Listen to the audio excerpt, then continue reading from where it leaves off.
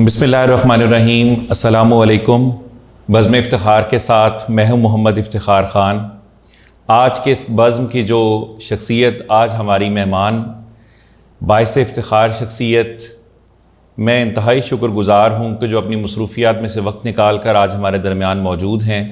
आप एक famous motivational speaker हैं, NLP एक्सपर्ट हैं, लाइफ कोच हैं, इंटरनेशनल ट्रेनर हैं, और इससे ज़्यादा उनका तारुफ़ क्या हो सकता है कि आप उनको डिफरेंट सोशल मीडिया प्लेटफॉर्म पर, इलेक्ट्रॉनिक मीडिया पर देखते भी हैं और जानते भी हैं। मेरी मुराद डॉक्टर आरिफ सिद्दीकी साहब। अस्सलाम वालेकुम सर। वालेकुम अस्सलाम sir, welcome to the programme. Thank you. और बहुत शुक्रिया सर, आप इस्लामाबाद से लाहौर बिलखुसूस हमारे लिए आज तशरीफ़ लाए और बज़्म इफ्तिखार में आज आप हमारे दरमियान मौजूद हैं।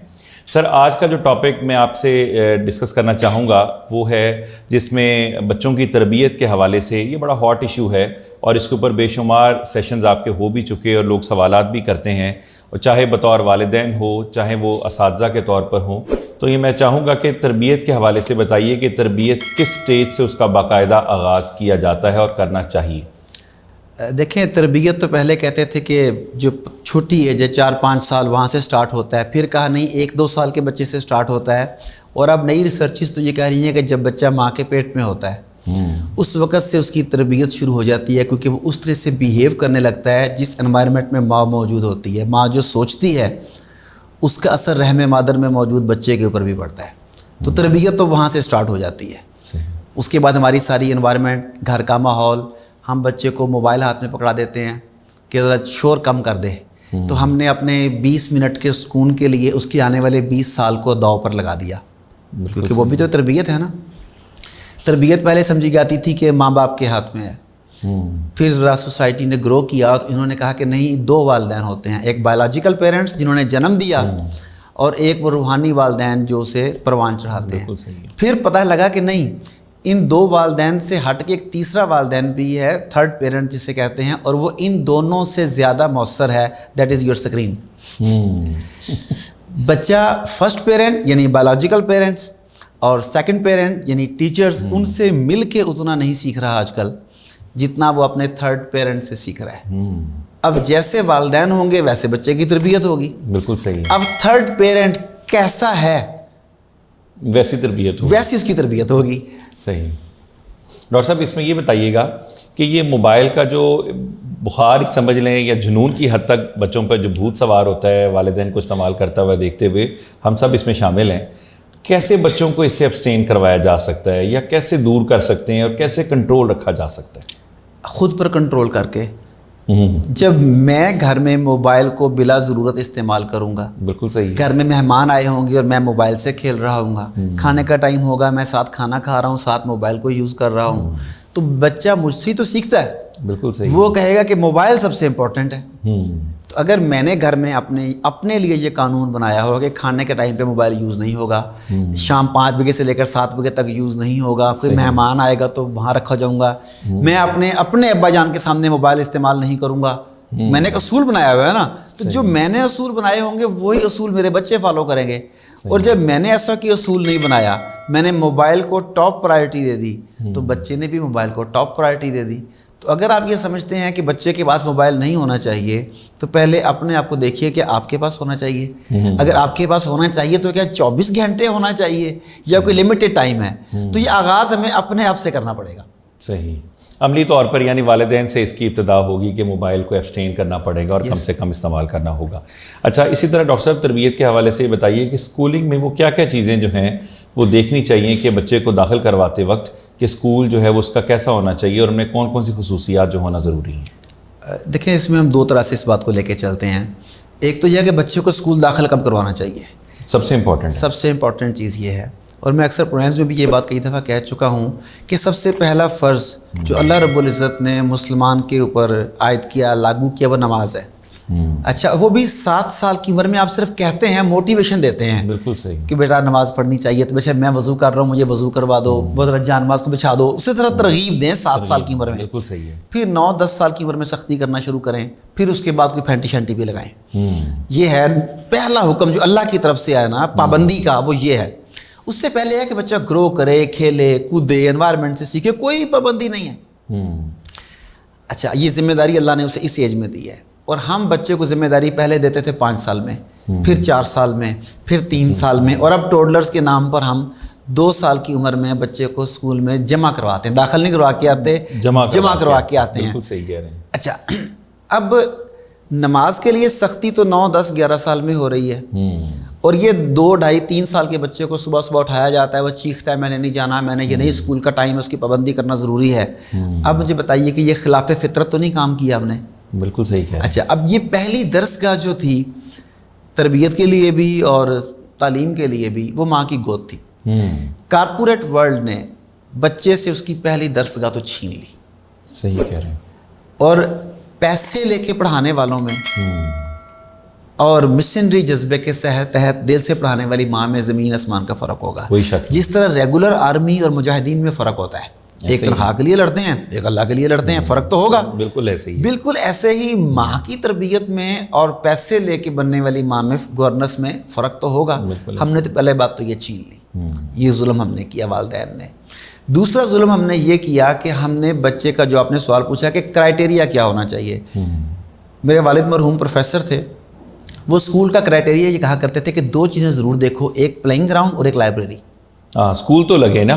اچھا اب آج جو اسکول ہیں وہ 10 مرلے کے، 5 مرلے کے، 8 مرلے کے، جب بہت اچھا اسکول ہے تو ایک کنال میں وہ اسکول بنا ہوا ہے، اسے لوگ سینٹرل جیل کا نام بھی دیتے ہیں، اسے لوگ اکیڈمیز کا نام بھی دیتے ہیں، لیکن ایکچوئل صورتحال یہی ہے کہ چند مرلوں میں انہوں نے اسکول بنائے ہوئے ہیں یا چند کلال میں بنے ہوئے ہیں، اس میں گراؤنڈ پاسبل ہی نہیں ہے کہ بن جائے۔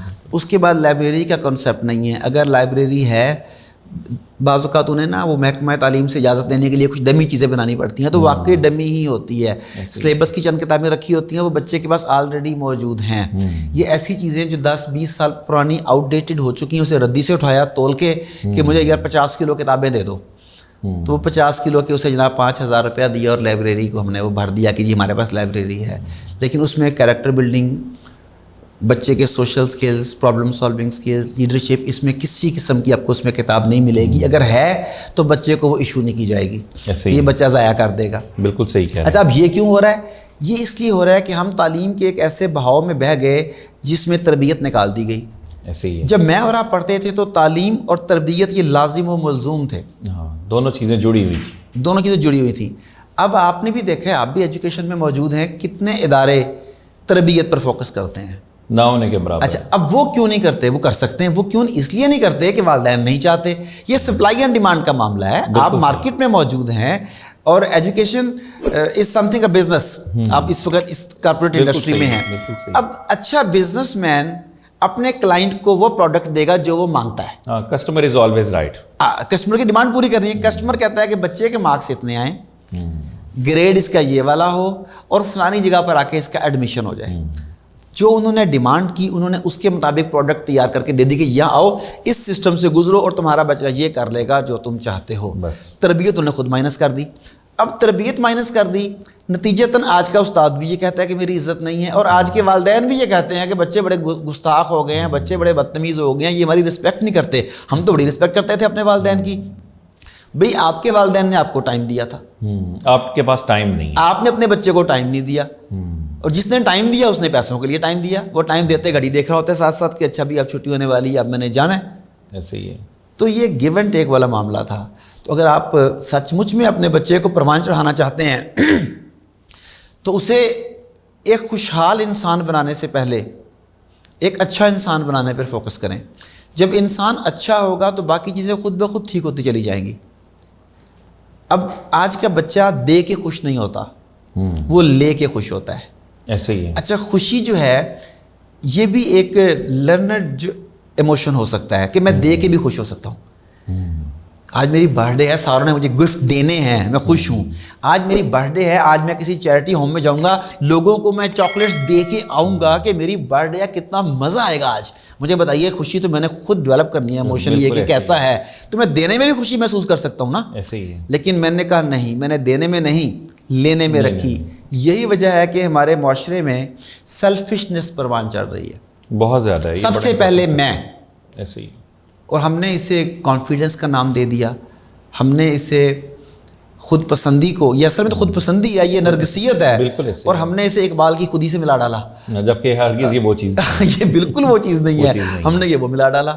تو آئی وڈ ریکویسٹ کہ جتنے بھی ہمارے پیرنٹس ہیں وہ بھی، جتنے اساتذہ ہیں وہ بھی، وہ تعلیم اور تربیت کو ملا کے ساتھ چلیں گے تو بات بنے گی. اگر آپ نے سمجھا کہ میری ذمہ داری صرف تعلیم ہے، ہرگز نہیں، تو آپ نہ سوسائٹی کو کوئی کنٹریبیوٹ کر رہے ہیں، نہ اپنے ادارے کو کنٹریبیوٹ کر رہے ہیں، اور نہ آخرت کے لیے اپنی راہ ہموار کر رہے ہیں. بالکل ایسے. پھر ہم یہ کہیں گے جو پیغمبرانہ شعبہ ہے، عمل درآمد اس کے اوپر. اچھا، یہ بھی ایک بڑا اچھا آپ نے یہ فکرہ بول دیا، بہت بڑا بول دیا. میں جب ٹیچرز کی ٹریننگ کرواتا ہوں تو میں ان سے پوچھتا ہوں، ٹیچرز کے لیے جی لمحہ فکریہ ہے، مجھے برا بھلا نہ کہیے گا، کہ ٹیچنگ کو دنیا کا سب سے مقدس پیشہ گردانا جاتا ہے، ایسے ہی اس کی وجہ کیا ہے؟ تو ظاہر ہے وہ جتنے بیٹھے ہوتے ہیں کوئی 70% ان میں سے بتاتے ہیں کہ یہ پیغمبری پیشہ ہے اس لیے.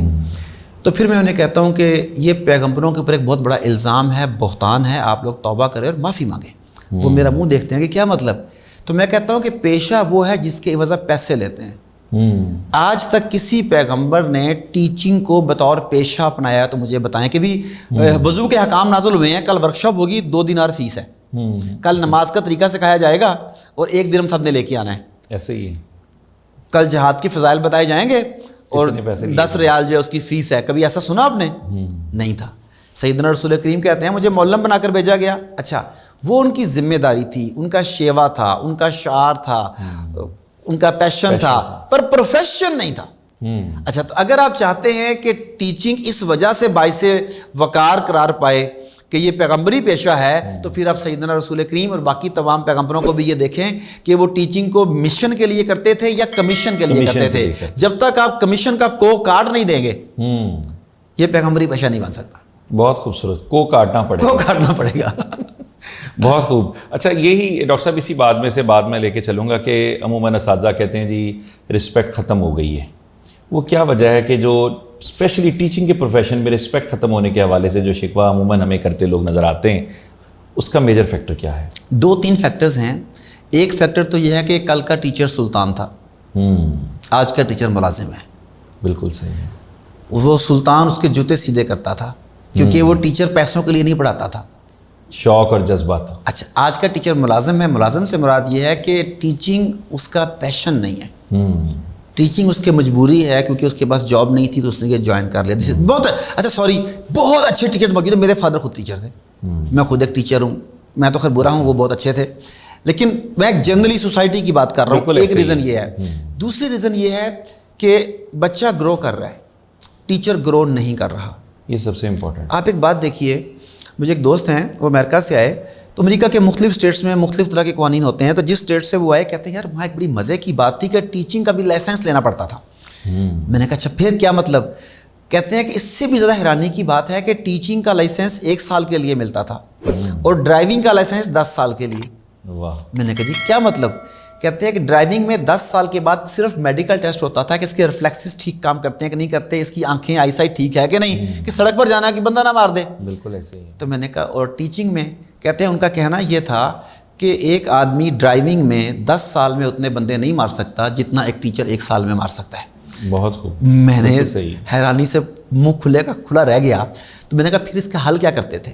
کہتے ہیں 1 سال کے لیے لائسنس ملتا تھا، 1 سال کے بعد ٹیچر کا دوبارہ انٹرویو ہوتا تھا. انٹرویو پینل میں اس کے سبجیکٹ سے متعلقہ لوگ بیٹھے ہوتے تھے. اب وہ جو سوال پوچھتے تھے وہ پوچھتے تھے کہ اچھا جو آپ کا سبجیکٹ ہے اس سے ریسنٹ ابھی مارکیٹ میں کون کون سی کتابیں آئی ہیں؟ بہت امپورٹنٹ. اچھا آپ نے کوئی کتاب پڑھی ہے؟ اچھا کون سی پڑھی ہے؟ جو بیٹھے ہوتے تھے انہیں پڑھی ہوتی تھی، انہیں چکر نہیں دیا جا سکتا تھا. پھر پوچھتے تھے اچھا آپ کے سبجیکٹ سے ریلیٹڈ کوئی آپ کا آرٹیکل کہیں پرنٹ ہوا ہے؟ آپ نے کوئی مضمون لکھا ہے؟ اچھا کمیونٹی میں کوئی سروس کی ہے آپ نے other than the job? Community کے لیے آپ ٹیچر ہیں، آپ کا ایک مقام ہے، آپ نے سوسائٹی کو اس جاب سے ہٹ کے کیا کنٹریبیوٹ کیا ہے؟ کیونکہ ٹیچر تو ایک رول ماڈل ہوتا ہے. اب اس کرائٹیریا کو میٹ کرنا کسی عام بندے کے بس کی بات نہیں تھی، کیونکہ ٹیچنگ جو ہے یہ کنٹینیوس پروفیشنل اور ایجوکیشنل ڈیولپمنٹ کا نام ہے. تو وہاں پہ تو یوں تھا. اب یہاں پر کیا ہوتا ہے کہ آپ کو بھی کئی ٹیچرز ملتے ہوں گے، ہاں جی بتائیے، میرا 10 سال کا تجربہ ہے ایک ہی کتاب کا. تو وہ ریپیٹیشن ہے نا، وہ ایک کیسٹ کو 10 مرتبہ پلے کیا گیا ہے، اسٹیگننٹ ہو گیا ہے. ایگزیکٹلی. اب ایک اور چیز دیکھیے کیا ہمارے ہاں جو سلیبس کامرس کا، بزنس کا، کمپیوٹر کا پڑھایا جا رہا ہے کیا وہ اپ ٹو ڈیٹ ہے؟ سوال ہی پیدا نہیں ہوتا. اچھا، اب جو MBA میں یا کمپیوٹر میں جو کتاب پڑھائی جا رہی ہے اگر وہ 10 سال پرانی ہے تو آج کی بزنس ورلڈ تو بالکل ڈیلی چینج ہو رہی ہے. بالکل ایسے ہی ہے. اب وہ سلیبس کیوں نہیں چینج ہو رہا؟ ٹیچر نہیں کرنے دے رہا. کیوں؟ کیونکہ ٹیچر کو دوبارہ پڑھنا پڑے گا. اس کو بھی پڑھنا پڑے گا اور اس نے جو کی بک لکھی ہے جو رائلٹی اس کو ملنی ہے وہ بھی نقصان سب کچھ نا، تو ٹیچر کو دوبارہ پڑھنا پڑے گا. ایک یہ وجہ بھی بن رہی ہے. اب ہوا یہ کہ ٹیچر بن گیا جب کاروباری آدمی، تو کاروباری آدمی سے بھاؤ تاؤ ہوتا ہے، لین دین ہوتا ہے، اس کے ساتھ تو تکار ہوتی ہے. رسپیکٹ کا تو معاملہ نہیں، پیسے دیے اور چیز لی. یہ معاملہ آ گیا یہاں پر. اب سٹارٹ جب ہوتا ہے تو بچہ تھا 0 کے اوپر، ٹیچر تھا 10 کے اوپر. یہ جو فرق تھا نا 0 سے 10 کا، وہ رسپیکٹ کا، یہ فرق وقار، یار اتنی عظیم شخصیت ہے یہ. اب بچہ آہستہ آہستہ گرو کر رہا ہے، ٹیچر وہیں پہ کھڑا ہے. وہ جو دور سے ٹیچر ایک مہاتما لگتا تھا وہ قریب آتے آتے بونا لگنے لگ جاتا ہے. اور پھر بچہ جو ہے وہ سے کسی اور ٹیچر وہی میٹرک پڑھا رہا ہے، بچہ چلا گیا MBBS کر کے. یس. اچھا، اب یہ ضروری نہیں ہے کہ جو ٹیچر میٹرک کو پڑھا رہا ہے اس کی رسپیکٹ نہیں کی جانی چاہیے. دیکھیں اس کی ڈگری وہیں پہ رہے گی، سب کچھ وہیں پہ رہے گا. اس کا ٹیچنگ سٹائل بہتر ہو جانا چاہیے، اس کا ایٹیچیوڈ بہتر ہو جانا چاہیے، اس کے نمبر آف اسٹوڈنٹس جو کامیاب ہوتے ہیں وہ بہتر ہو جانا چاہیے، اس کی کلاس روم کے اوپر گرپ بہتر ہو جانی چاہیے، اس کے کمیونیکیشن سکلز بہتر ہو جانے چاہیے. میں چیلنج سے کہتا ہوں کہ پاکستان میں لاکھوں ٹیچرز موجود ہیں، 1% نے بھی باقاعدہ افیکٹو کمیونیکیشن سکلز کی ٹریننگ نہیں لی ہوگی.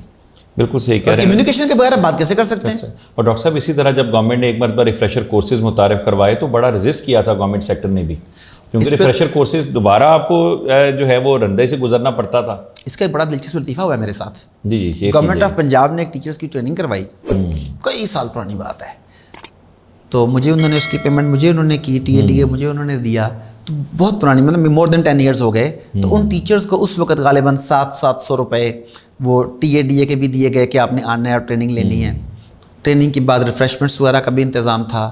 تو ٹریننگ دینے کے بعد جب میں ڈائریکٹر کے روم میں بیٹھا ہوا تھا تو وہ فیڈ بیک فارم فل کر رہے تھے ٹریننگ کے بارے میں. تو سپروائزر 2 فارم لے کے آیا، اس کا چہرہ رونے والا تھا. کہتا سر یہ فارم دیکھیں. صحیح. اچھا، میں نے کہا کیا ہو گیا؟ ابھی 70 لوگوں نے ٹریننگ لی، 70 ٹیچرز تھیں. تو اگر 2 کا فیڈ بیک نیگیٹو بھی آ گیا تو کوئی بات نہیں. کہتے نہیں سر آپ دیکھیں تو صحیح. تو دونوں نے اوپر لکھا ہوا تھا سموسے ٹھنڈے تھے. ٹریننگ پہ نظر نہیں تھی، وہ فیڈ بیک میں یہ تھا کہ سموسے ٹھنڈے ملے ہیں ہمیں. ایک طرف تو یہ معاملہ ہے.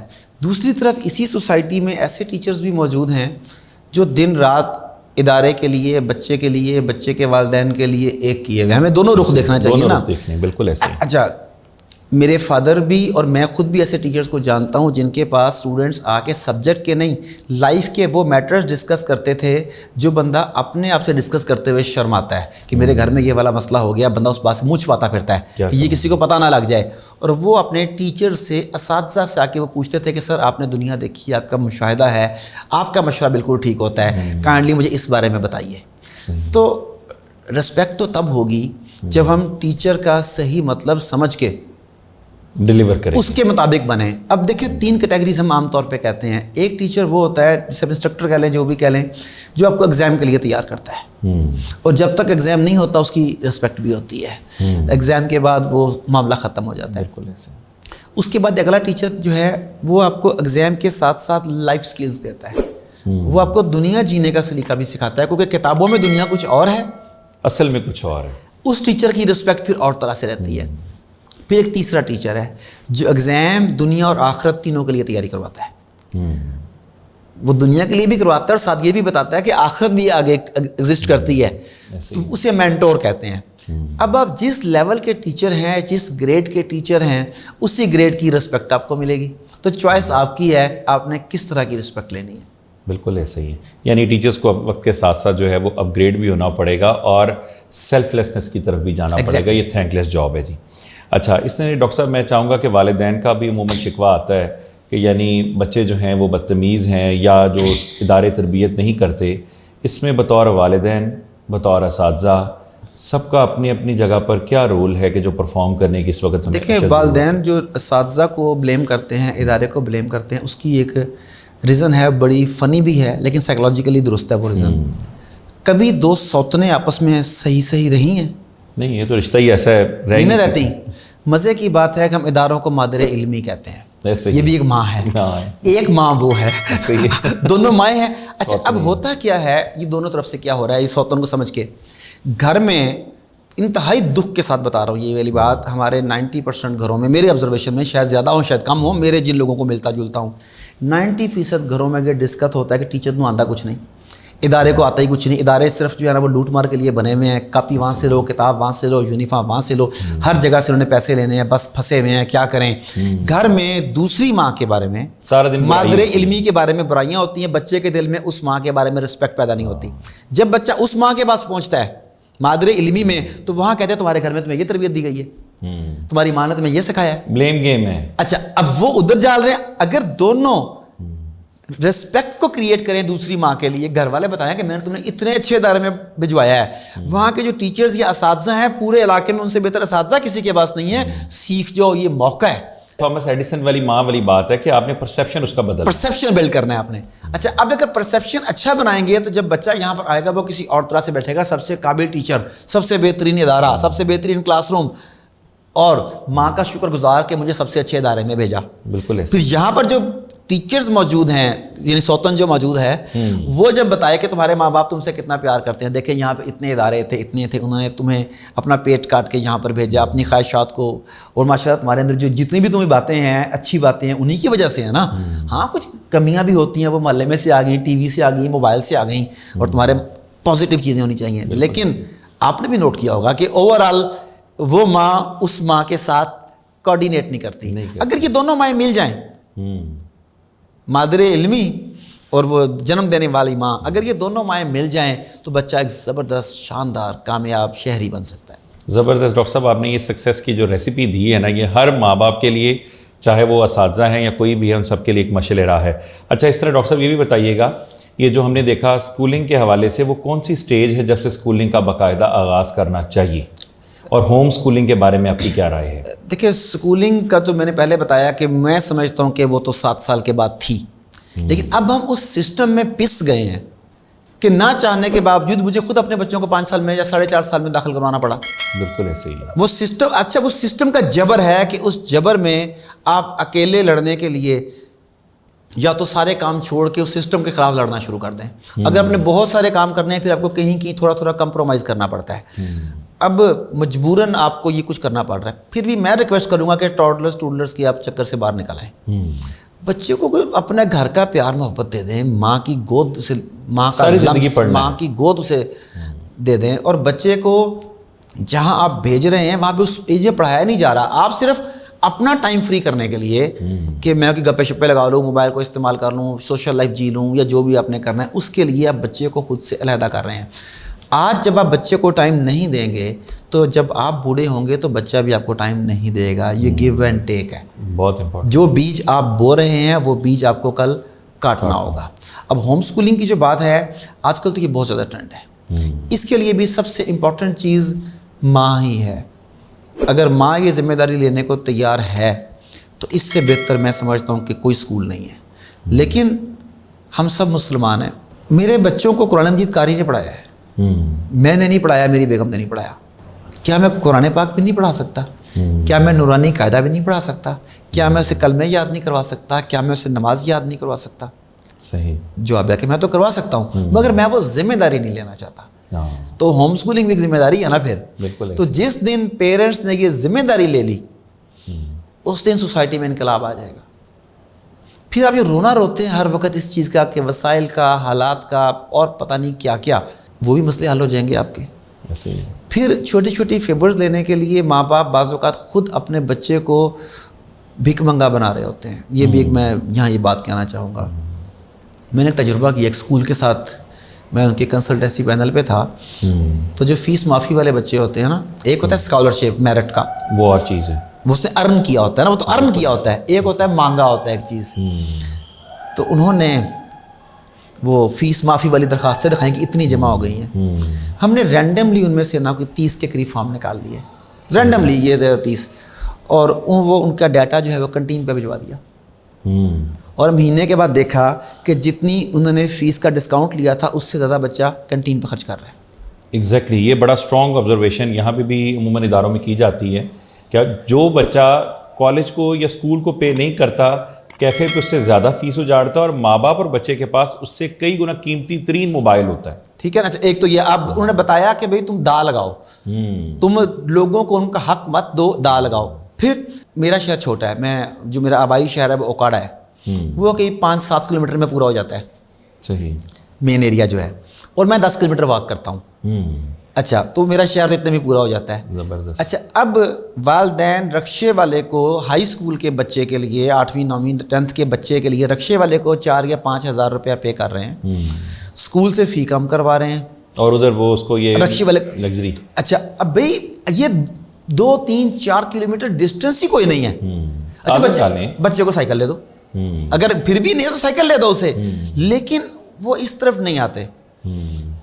وہ سب سے پہلے اسکول کے پاس جائیں گے, اور اسکول چونکہ پرائیویٹ اسکول ہے اور وہ بزنس بھی ہے اور اسکول بھی ہے, اسکول نے آپ کی دی گئی فیس میں سے کچھ اپنے لیے رکھنا ہے اور کچھ آپ کے اوپر لگانا ہے. ایسے ہی اسکول نے جتنی فیسلٹیز پرووائڈ کرنی ہے وہ آپ کی دی ہوئی فیس میں سے کرنی ہے, اسی میں سے مینجمنٹ کرنی ہے. فیس آپ دے نہیں رہے اور کہہ رہے ہیں کہ ہماری فیسلٹیز جو ہیں وہ سپر لگژری ہونی چاہیے. تو یہ کیسے ممکن ہوگا؟ تو یہ 2 وے ٹریفک ہے. والدین کو بھی اس بارے میں مکمل ذمہ داری لینی ہوگی, اور اسکول آلریڈی اس ذمہ داری کو اون کرتا ہے. بالکل صحیح ہے. اچھا ڈاکٹر صاحب, یہ کس لیول کے اوپر افیکٹو ہے تربیت کے حوالے سے؟ اگر ہم انٹرمیڈیٹ کی بات کریں, ٹین ایج آ جاتی ہے میٹریکولیشن اور انٹرمیڈیٹ لیول کے اوپر, اس میں اساتذہ کو, اسپیشلی کالج کے لیکچررز کو, اور جو اسکول پڑھانے والے اساتذہ ہیں, وہ اس اسٹیج پر نیچر تو نہیں چینج کر سکتے, لیکن وہ اس میں کیا کردار ادا کر سکتے ہیں بچوں کی بہتری کے لیے؟ اچھا, یہ ایک متھ ہے نیچر چینج نہ ہونے والی. میں چونکہ تھوڑا بہت سائیکالوجی میں بھی ٹانگیں اڑاتا رہتا ہوں, جی جی بالکل, ہپنوسس جانتا ہوں, NLP کرتا ہوں, لیکن ہم سٹارٹ کرتے ہیں 1500 سال پہلے سے. شراب بھی پیتے تھے, سود بھی لیتے تھے, لڑائی جھگڑا بھی تھا, کبھی گھوڑا آگے بڑھانے پہ, کبھی پانی پینے پلانے پہ جھگڑا, یہ سارے معاملات تھے نا. ایسے ہی کبھی کھجوریں کھانے پہ تھا, یہ سارے معاملات تھے نا. بالکل صحیح ہے. جیسے ہی حق سامنے آیا, جس طریقے سے حق پیش کیا گیا, جب قلب کھلا, شرح صدر جب ہوا, تو شراب کے مٹکے راتوں رات توڑ دیے گئے, تمام تر سود معاف کر دیا گیا کہ بھئی میں نے نہیں یہ لینا, کوئی بھی معاملہ ایسا نہیں ہے, اور قتل جو پہلے ہوئے وہ معاف کر دیے, سب کچھ ختم ہو گیا نا. تو نیچر تو نسل در نسل کچھ اور چل رہی تھی. اس کا مطلب ہے کہ اگر پریزنٹر ٹھیک ہے, چیزوں کو پیش کرنے والا بندہ ٹھیک ہے, سامنے مقصد بہت بڑا رکھ دیا جائے, تو نیچر بھی چینج ہو سکتی ہے. کیونکہ اچھا, اب نیچر چینج نہیں ہوتی, میں اسی بات کو دوسری طرح لے لیتا ہوں, آپ کی بات ماننے کی نیچر چینج نہیں ہو سکتی. تو ہمیں تو یہ بتایا گیا ہے کہ اللہ رب العزت نے انسان کو دین فطرت پر پیدا کیا, تو اصل فطرت تو سلیم ہے. صحیح. تو ابھی جو لوگ اس سلیم فطرت کے خلاف کام کر رہے ہیں, وہ خلاف فطرت کر رہے ہیں. اگر وہ 8, 9, 10, 11 تک اگر وہ سلیم فطرت کے خلاف کچھ کرتے رہے تو وہ خلاف فطرت تھا. اب وقت ہے کہ انہیں اصل فطرت کی طرف لوٹا دیا جائے. اب دونوں والوں سے ہم دیکھ لیا ہم نے کہ فطرت تبدیل ہو سکتی ہے, ماننے یا نہ مانے, ہمارے پاس چوائس موجود ہے. لیکن جو فطرت بدلوانا چاہتا ہے اس کے پاس اسٹریٹجی اور ٹیکنیک کیا اس کی, وہ اسے اپنی مجبوری سمجھتا ہے یا اپنا مشن سمجھتا ہے. میں نے سوسائٹی میں کیا کنٹریبیوٹ کرنا ہے, میں نے کیسا بچہ سوسائٹی کو دینا ہے. دیکھیں, ٹیچرز کو میں ایک پیغام دینا چاہوں گا. آپ نے کہا ٹیچرز بدل نہیں سکتے. 71 کا واقعہ پاکستان کی تاریخ میں 1971 جو سقوط ہوا ہے بنگلہ دیش کا, ایک سیاہ دن ہے. کئی وجوہات ہیں اس کی جو بتائی جاتی ہیں. ان میں سے ایک وجہ یہ ہے کہ انڈیا نے مکتی باہنی کے جو ایجنٹس تھے وہ اساتذہ میں شامل کروا دیے. وہ سکولز اور کالجز میں بطور اساتذہ پڑھانے لگ گئے, اور انہوں نے مشرقی اور مغربی پاکستان میں نفرت کے بیج بو دیے. اس کا نتیجہ یہ ہوا کہ جب جنگ ہوئی, جب میدان آیا, تو انہوں نے کہا کہ ہم ان کے ساتھ نہیں ہیں. اچھا, اب سوال یہ ہے کہ اگر اساتذہ کے روپ میں آئے تھے نا, اساتذہ ہوئے نا وہ, کہ اگر اساتذہ 2 بھائیوں کو جدا کر سکتے ہیں تو آج کے اساتذہ بھائیوں کو جوڑ بھی سکتے ہیں. بالکل صحیح. تو یہ آپ کے ہاتھ میں ہے, آپ لوگوں کو انہیں آپس میں جوڑتے ہیں, ان کے دلوں کو جوڑتے ہیں, اداروں کے ساتھ جوڑتے ہیں, سوسائٹی کے ساتھ جوڑتے ہیں, اچھے نظریات کے ساتھ جوڑتے ہیں, یا ان میں بگاڑ پیدا کرتے ہیں. یہاں پر بیٹھ کے اگر آپ یہ کہیں کہ پاکستان سے تو فلانا ملک بہتر ہے, بندے کو تو وہیں چلے جانا چاہیے, تو آپ تو ٹیچر ہیں. اب آپ مجھے بتائیے کہ آپ کے اس فکرے کا باقی تمام بچوں کے اوپر کیا اثر پڑا.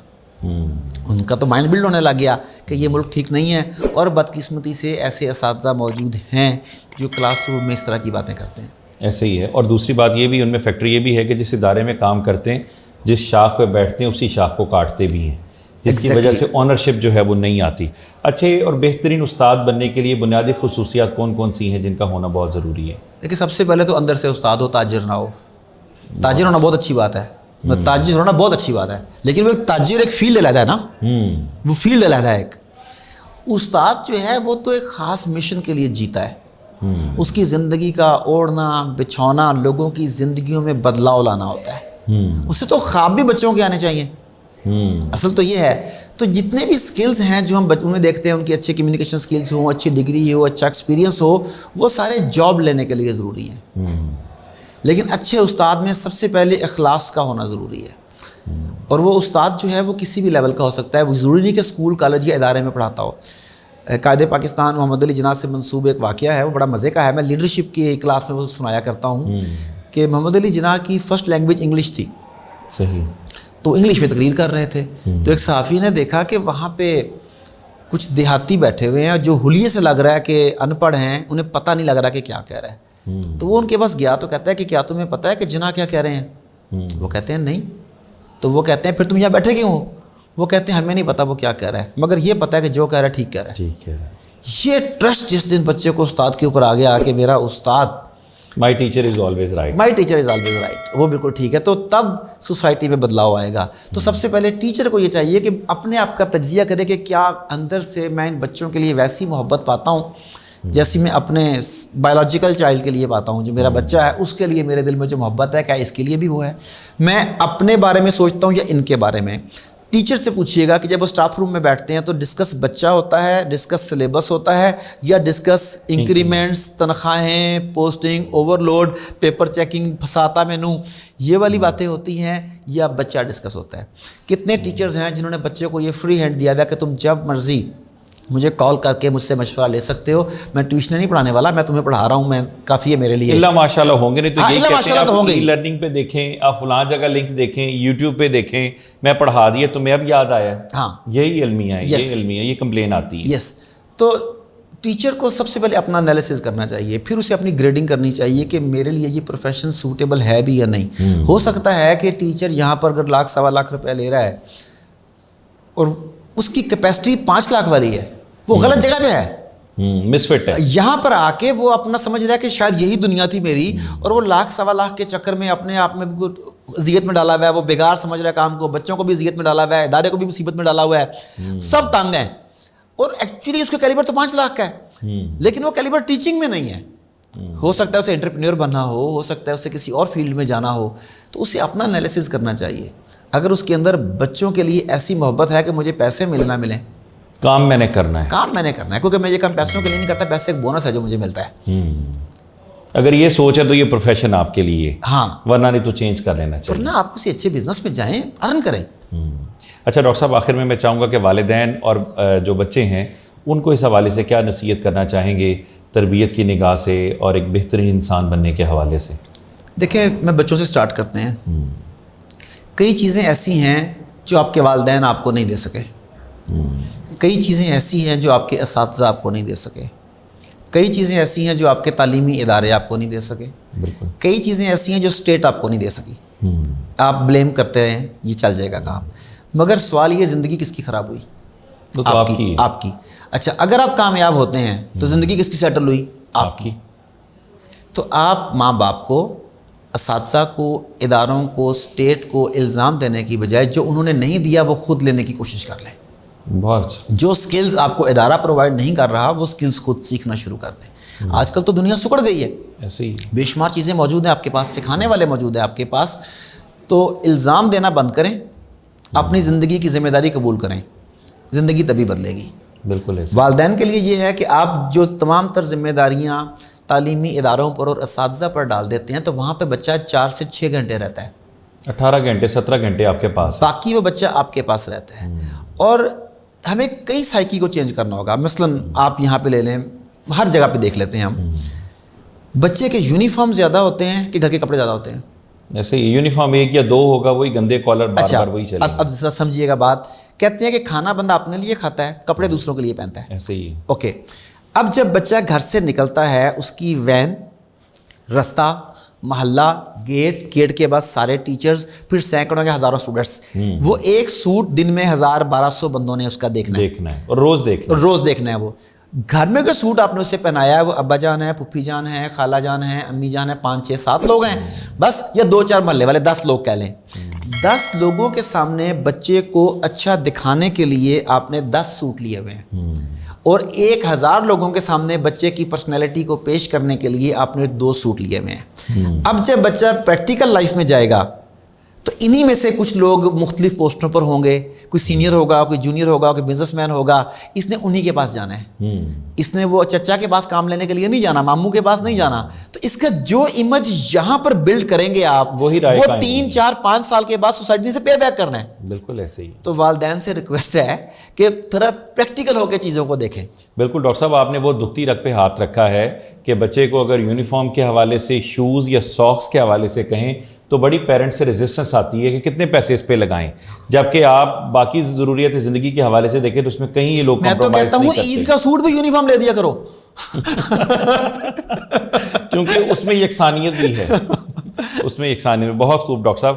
اور اس کا آخر میں چاہوں گا کہ وہ آپ کی کون سی کتب ہیں جو تربیت کے حوالے سے والدین کو, اساتذہ کو اور بچوں کو جو سمجھ بوجھ رکھتے ہیں اور کچھ سیکھنا چاہتے ہیں, کچھ بننا چاہتے ہیں, ان کتب کا ضرور مطالعہ کریں. اچھا, لگ بھگ ویسے تو میری 30 کے قریب کتابیں ہیں, اور ہر کتاب میرا بچہ ہے, تو اپنے بچے سارے ہی اچھے لگتے ہیں, لیکن وہ مختلف فیلڈز ہیں. تو 5 کتابیں ایسی ہیں جو میں ریکمینڈ کرتا ہوں کہ مرد, عورت, بچہ, بوڑھا سبھی کو پڑھنی چاہیے جو پڑھ سکتا ہے. ان میں سے ایک کتاب تو ہے اہداف و مقاصد اور کامیابی. یہ کتاب گول سیٹنگ کے اوپر ہے. گول سیٹنگ اتنا امپورٹنٹ ہے کہ اللہ رب العزت قرآن مجید میں سورہ مومنون آیت نمبر 115 اس میں کہتے ہیں کہ کیا تم نے گمان کر رکھا ہے کہ ہم نے تمہیں بے مقصد پیدا کیا؟ یعنی اپنی زندگی کا مقصد پہچانو, گول کیا ہے تمہارا. تو وہ گول سیٹنگ آپ نے اپنے آپ کو آئیڈینٹیفائی کیسے کرنا ہے, گولز کو طے کیسے کرنا ہے, کون کون سے گول ہونے چاہیے, پھر انہیں اچیو کرنے کے لیے کون کون سے اسٹیپ لینے ہیں, وہ تمام ہے. ایون HEC نے اسے ایکریڈیشن لیٹر دیا اس کتاب کو کہ اس کتاب کو آپ کو ضرور پڑھنا چاہیے. اب اگر وہ کتاب سلیبس کا حصہ نہیں بھی ہے, دس از یور ڈیوٹی کہ آپ نے پڑھنی ہے. یہ اہداف و مقاصد اور کامیابی یا گول سیٹنگ کہتے ہیں اسے. اس کے علاوہ 3 کتابیں ہیں جو چھوٹی چھوٹی سٹوریز کی شکل میں لکھی گئی ہیں. سٹوری ٹیلنگ قرآن پاک کا انداز ہے بات سمجھانے کا. واقعات اور کہانیوں کے ذریعے اللہ تعالیٰ واقعات کے ذریعے بات سمجھاتا ہے, مثالیں دے کر سمجھاتا ہے. وہ قرآنک پیٹرن میں اس چیز کو کاپی کر کے چیزیں لکھی گئی ہیں جس کے ذریعے آپ سوشل سکلز سیکھتے ہیں, team building, problem solving, character building, اس میں اس طرح کی چیزیں موجود ہیں. وہ 3 کتابوں کے نام ہیں شاہی کا جہاں اور, اپنی دنیا آپ پیدا کر, اور ستاروں سے آگے. اور ایک جو 5ویں کتاب ہے اس کے بعد اس کا نام ہے کامیابی ممکن ہے. اس میں نے یہ کیا کہ گزشتہ 5000 سال کے جو کامیاب لوگ تھے, یہ پیغمبر اور ولی اللہ کی نہیں میں بات کر رہا, وہ تو اللہ کے ساتھ ڈائریکٹ ہی معاملات ہیں نا کئی. تو یہ جو عام زندگی میں جو کامیاب لوگ ہیں, خواہ وہ سالار ہیں, خواہ وہ اسپورٹس مین ہیں, خواہ وہ بزنس مین ہیں, ان کی زندگی کا مطالعہ کرنے کے بعد وہ کامن کوالٹیز نکالیں گے سب میں تھیں, اور ان کوالٹیز کی وجہ سے وہ اپنی فیلڈ کے ٹاپ تک پہنچے. تو کامیابی ممکن ہے, اس کتاب میں ان کوالٹیز کو ڈسکس کیا گیا تاکہ آپ کو پتہ لگ جائے جو آپ میں ہے ویل اینڈ گڈ, جو نہیں ہے اسے حاصل کرنے کی کوشش کریں تاکہ کامیابی ممکن ہو جائے. میں چاہوں گا آخر میں ان کوالٹیز کا ذکر ضرور کر دیں, چند جو خصوصیات جو کامن آپ نے کامیاب لوگوں میں دیکھی. دیکھیں اس میں تو بہت ساری چیز, چند آپ نے کہا بتا دیتا ہوں. مثال کے طور پہ لیڈرشپ سکلز لے لیں. ہر آدمی کسی نہ کسی جگہ پر لیڈ کر رہا ہے, اگر اسے لیڈ کرنا نہیں آتا تو اس کا معاملہ کچھ اور طرح کا ہوگا. بالکل ایسے ہی. کمیونیکیشن سکلز اگر آپ دیکھتے ہیں تو آپ کا اللہ تعالیٰ سے رشتہ, میاں کا بیوی سے رشتہ, اولاد سے رشتہ, آپ کا اسٹوڈنٹ سے رشتہ, امپلائر کا امپلائی سے رشتہ, کوئی رشتہ بھی کمیونیکیشن کے بغیر کمپلیٹ نہیں ہے. وہ کون سی کمیونیکیشن ہونی چاہیے, پرابلم سالونگ کیسی ہونی چاہیے, وننگ ایٹیچیوڈ, آپ کا ایٹیچیوڈ جو ہے, آپ کا مائنڈ سیٹ ہے وہ کیسا ہونا چاہیے, آپ کی ڈیسیژن میکنگ کیسی ہونی چاہیے, آپ کا ٹیم ورک کیسا ہونا چاہیے, ٹیم میں ٹوٹ رہی ہوں تو انہیں بچانا کیسے چاہیے. یہ ان تمام کوالٹیز کا مجموعہ اور کیسے کیسے ان کی آگے اپلیکیشن ہے انہیں لے کے چلا گیا اس کتاب میں. صحیح. ڈاکٹر صاحب thank you so much for your time, اور بہت کچھ سیکھنے کو ملا. اللہ تعالیٰ آپ کو جو ہے وہ جزائے خیر عطا فرمائے, اور یقیناً ہمارے اساتذہ, والدین اور بچے جو اس پروگرام کو دیکھ رہے ہیں, یقیناً ان کے لیے تمام جو ہم نے واقعات اور ساتھ ہی ساتھ جو کتب کا ذکر کیا یہ آپ کے لیے یقیناً مشعل راہ ہوں گی. اگر ہم اس پر عمل کرنا چاہیں تو بے شمار راستے ہیں ہمارے پاس. اسی دعا اور امید کے ساتھ کہ آپ کا ہر دن بخیر ہو اور اس کا انجام بھی بخیر ہو۔ نیکسٹ ایپیسوڈ کے لیے اجازت۔ اللہ حافظ و ناصر۔ السلام علیکم۔